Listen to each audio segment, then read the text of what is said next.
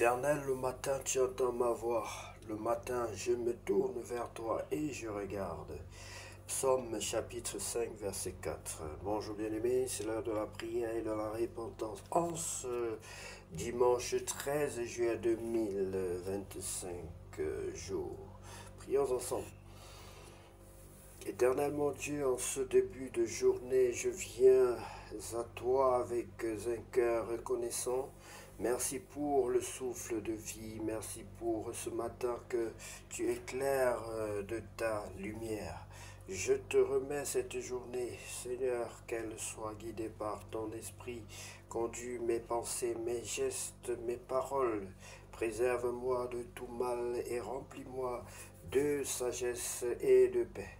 Je choisis de te faire confiance, même si je ne connais pas encore les défis du jour. Tu es mon rocher, mon refuge, mon conseiller fidèle à chaque instant. Seigneur, bénis mes rencontres, mes choix, mon travail. Donne-moi un regard pur et un cœur généreux. Aide-moi à être une source de joie pour ceux que je croise. Que ma vie reflète ton amour. Seigneur, je te consacre cette journée. Remplis-moi de ta présence dès ce matin. Que mes pas suivent tes chemins et que ma bouche proclame ta bonté. Ta parole déclare dans le livre de Psaumes que tu es, que l'Éternel, le matin, tu entends ma voix. Le matin, je me tourne vers toi et je regarde. Bien-aimé, sois béni. Sache que chaque matin est une opportunité de recommencer, de marcher dans une paix nouvelle, de vivre une grâce renouvelée. Dieu est déjà là, avant même ton premier mot, attendant ton cœur ouvert. Je déclare que cette journée commence avec Dieu au nom de Jésus. Je suis fort parce qu'il me soutient.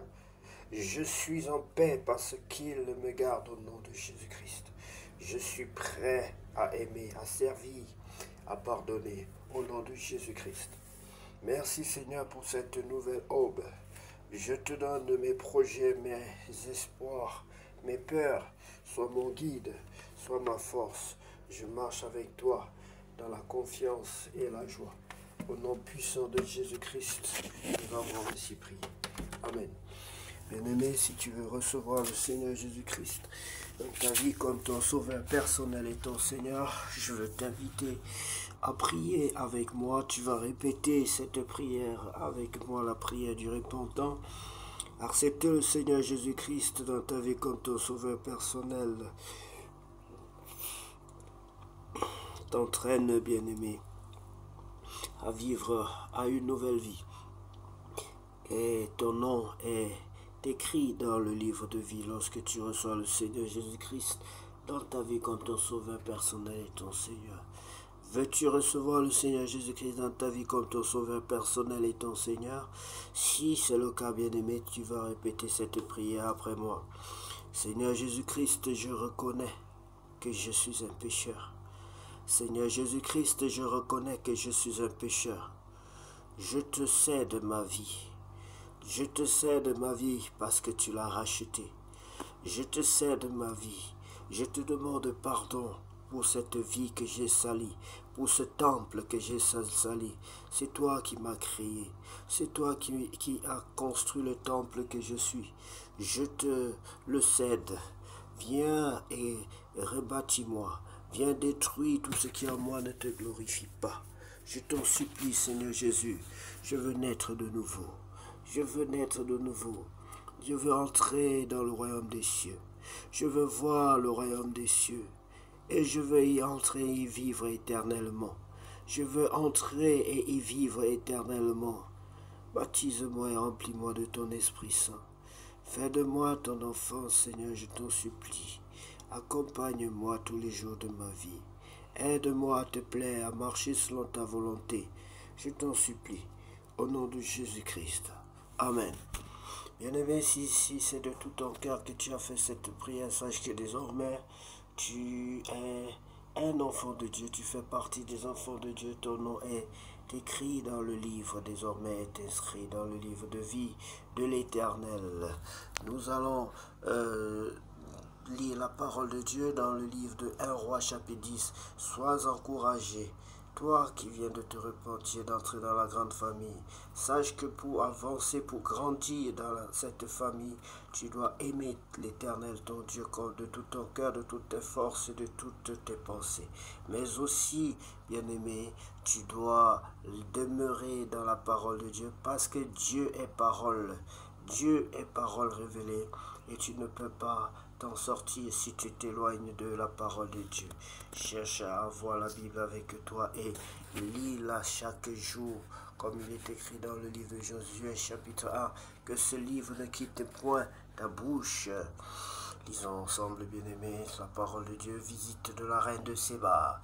La reine de Séba a pris la renommée que possédait Salomon à la gloire de l'Éternel et elle vint pour l'éprouver autant pour moi par des énigmes, autant pour moi l'éprouver par des énigmes et elle elle arriva à Jérusalem avec une suite fort nombreuse et avec des chameaux portant des aromates, de l'or, en très grande quantité et des pierres précieuses. Elle se rendit auprès de Salomon et elle lui dit tout ce qu'elle avait dans le cœur. Salomon répondit à toutes ces questions et il n'eut rien que le roi ne sache lui expliquer. La reine de Séba vit toute la sagesse de Salomon et la maison qu'il avait bâtie et les mets de sa table et la demeure de ses serviteurs et les fonctions et les vêtements de ceux qui le servaient et ses échansons et ses holocaustes qu'il offrait dans la maison de l'Éternel. Elle dit au roi, c'était donc vrai ce que j'ai appris dans mon pays au sujet de ta position et de ta sagesse. Je ne le croyais pas avant d'être venu et d'avoir vu de mes yeux, et voici, on ne m'en a pas dit la moitié. Tu as plus de sagesse et de prospérité que la renommée ne me l'a fait connaître. Heureux tes gens, heureux tes serviteurs qui sont continuellement devant toi, qui entendent ta sagesse. Béni soit l'Éternel ton Dieu qui t'a accordé la faveur de te placer sur le trône d'Israël. C'est parce que l'Éternel aime à toujours Israël et l'Éternel aime à toujours Israël qu'il t'a établi roi pour que tu fasses droit et justice. Elle donna au roi 120 ans d'or, une très grande quantité d'aromates et des pierres précieuses. Il ne vint plus autant d'aromates que la reine de Séba en donna au roi Salomon. Les navires de Hiram qui apportèrent de l'or d'Ophir amenèrent aussi d'Ophir une grande quantité de bois de santal et des pierres précieuses. Le roi fit avec le bois de santal des balustrades pour la maison de santal et pour la maison du roi, et des harpes et des luttes pour les chantres. Il ne vint plus de ce bois de santal et on n'en a plus vu jusqu'à ce jour.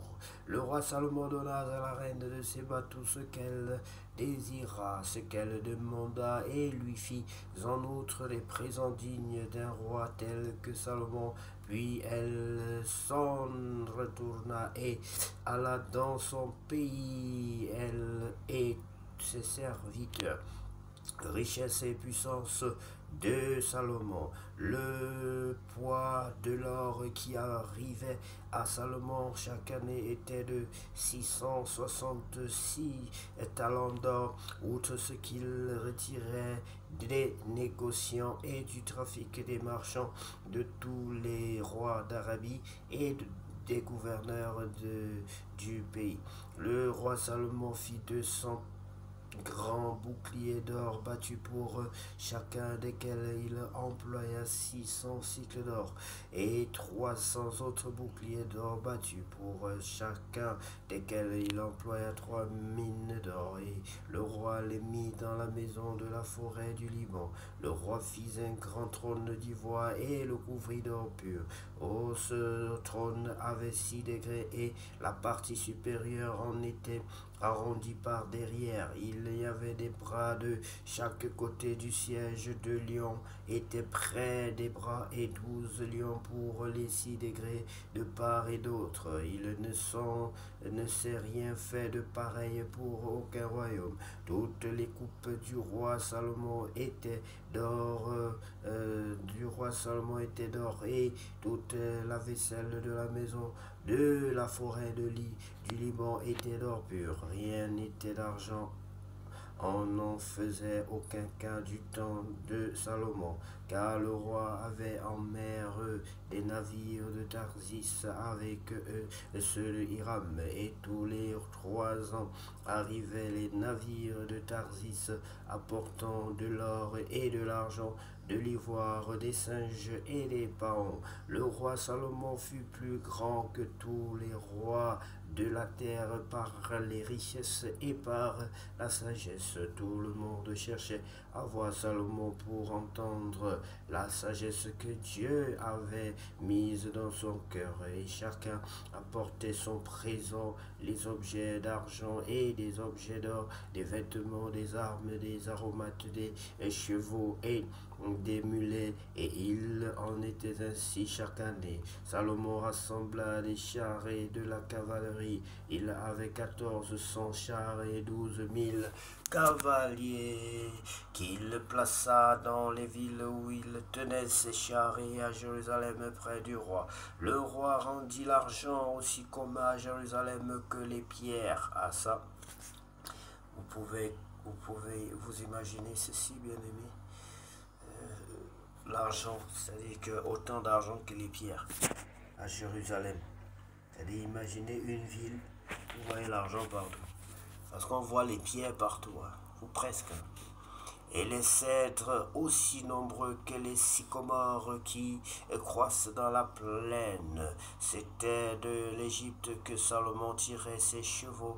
Une caravane de marchands du roi allait les chercher par troupes à un prix fixe. Un char montait et sortait d'Égypte pour 600 cycles d'argent et un cheval pour 150 cycles. Il en amenait de même avec eux pour tous les rois des Étiens et pour les rois de Syrie.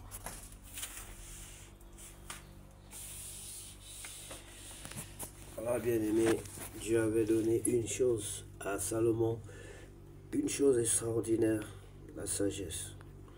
Il avait demandé une seule chose à l'Éternel.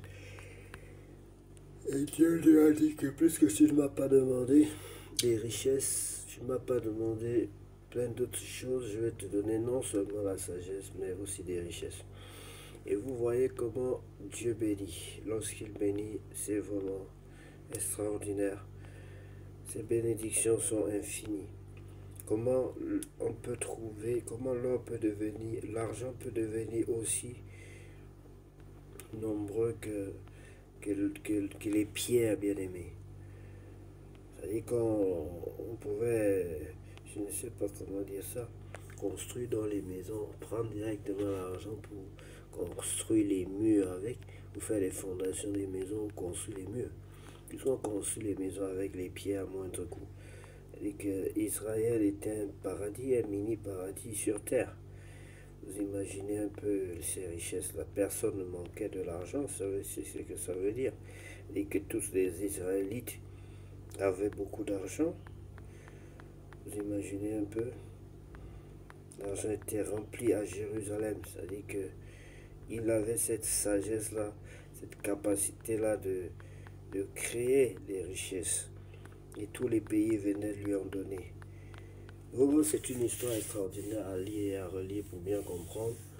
Vous voyez, sa sagesse attirait l'attention d'autres rois et ses richesses aussi. Et vous vous rendez compte que non seulement il avait cette sagesse-là par défaut et la richesse par défaut, mais la Bible dit que les rois venaient encore lui donner de l'argent, des biens. Comme on dit que l'argent attire l'argent. Hein? Que Dieu nous donne aussi la sagesse, qui nous bénisse et qui nous aide à fructifier, à mettre notre sagesse à son service, au service de nos bien-aimés, pour que l'Éternel multiplie aussi, qu'il accompagne cette sagesse-là de toute forme de richesse, car nous sommes aussi quelque part israélites. Et nous faisons partie des enfants des rejetons de David, aussi d'Abraham et de David. Que Dieu vous bénisse, bien-aimés, et que cette journée soit la plus belle de toutes les journées, la plus glorieuse de toutes les journées vécues sur cette terre. Au nom de Jésus-Christ de Nazareth, nous avons aussi prié. Amen.